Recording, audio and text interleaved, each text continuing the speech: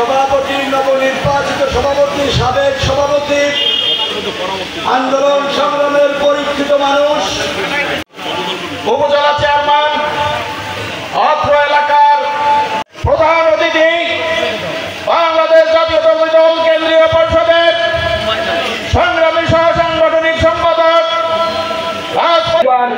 এই বিভাগের মধ্যে কাউতলী উপজেলা একটি পরিপূর্ণ একটি রাজনৈতিক ইউনিট, যে ইউনিটের নিজেদের মধ্যে সেদিনকার আওয়ামী সরকারের আমলে যার বিজয় প্রার্থীকে ছিনিয়ে নিয়েছিল এই উপজেলার বিহার পদ্ধতিটা হচ্ছে এই যে আপনি 1% ভোট পাবেন, আমি 10 ভোট পাবো। এই আনুপাতিকের আপনি বলবেন যে আমি এখানে একটা চেয়ার পাবো। কাউখালী উপজেলা বিএনপির আহ্বায়ক, গণমানুষের নেতা জনাব একটি আন্দোলন ছিল তত্ত্বাবধায়ক সরকারের অধীনে নির্বাচন, রাতে ভোট হবে না, দিনে ভোট হবে।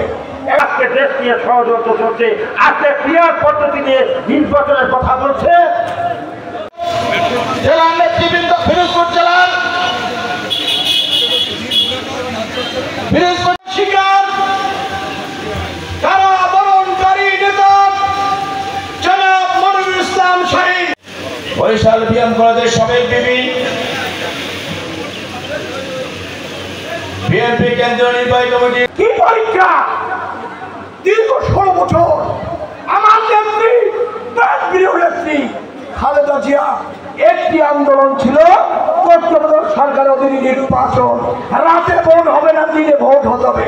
এই জন্য খালেদা জিয়া মৃত্যুর মুখে ছিল, তাকে মৃত্যু মামলা দিয়েছিল, তারেক রহমানকে মামলা দিয়ে সাজা দিচ্ছে, নেতা ও কর্মীদেরকে সাজা দিচ্ছে। আমরা মিথ্যা মামলায় আসামি হয়েছি, কারণ ভোট চাই তত্ত্বাবধায়ক সরকারের অধীনে। এখন পর্যন্ত আমরা ভোটের নিশ্চয়তা পাইনি। ভোট হবে কবে? এখন পর্যন্ত নিশ্চয়তা পাইনি।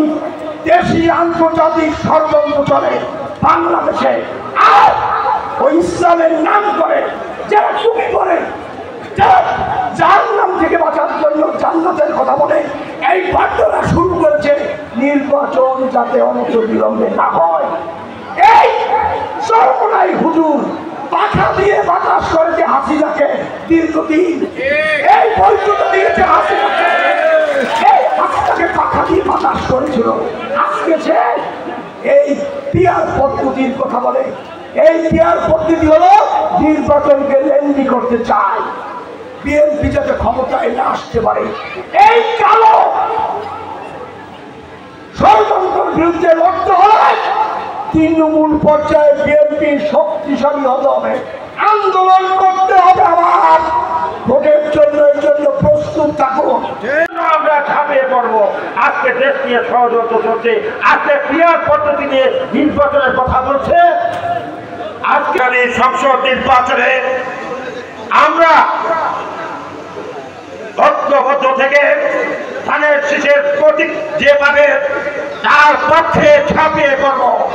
আমি আজকে এই অনুষ্ঠানে আজকে অতিথি যারা আছেন তাদের উদ্দেশ্যে বলতে চাই, আগামীকাল যদি নির্বাচন হয়, ধানের শীষের নির্বাচনে আগামীকাল যদি নির্বাচন হয়, কাউখালী এই যে হিন্দু সম্প্রদায় রয়েছে তারা ভালোবেসে 90% হিন্দু ভোটার আমাদের ধানের শীষে ভোট দেবে।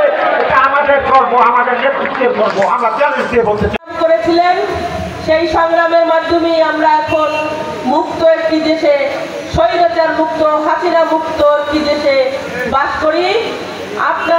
আমাদের যে ভোটের অধিকার, গণতন্ত্রের অধিকার, বৈষম্যের অধিকারের নেতৃত্ব দিয়েছেন আমাদের একটিন চেয়ারম্যান সাহেব। তিনি হাজার হাজার মাইল দূরে বসে নেতৃত্বের মাধ্যমে আমাদের এই বাংলাদেশ স্বৈরাচার মুক্ত হয়েছে।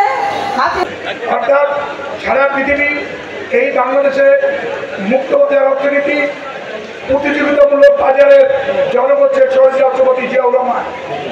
তো নেতৃত্বের মধ্যে যে প্রতিযোগিতা, এটাও আমার কাছে ভালো লেগেছে।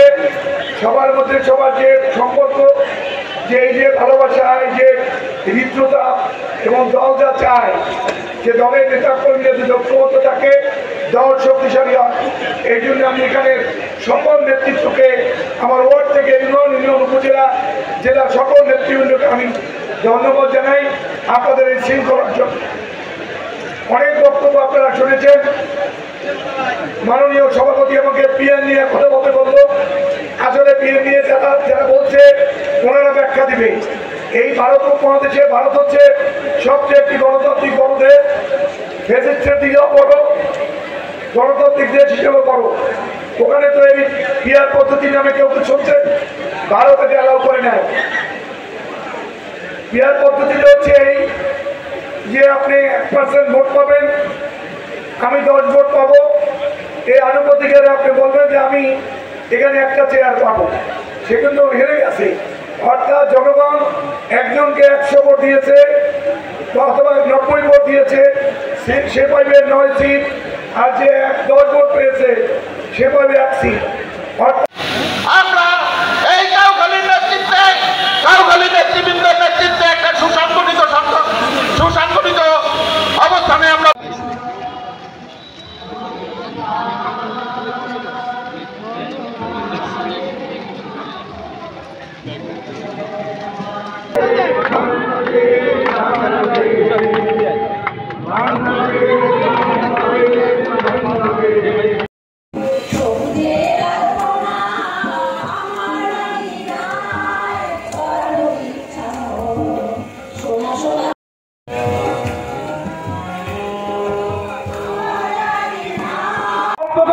নিয়ে কাউন্সিলরদের ভোটে নেতৃবৃন্দ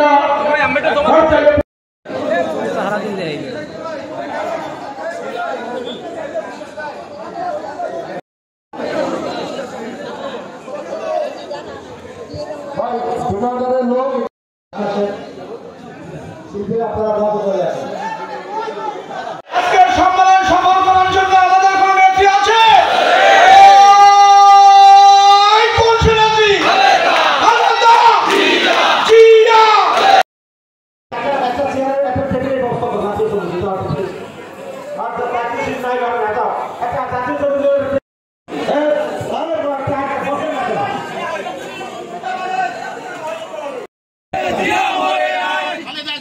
সম্মেলন তারেক রহমানের সম্মেলন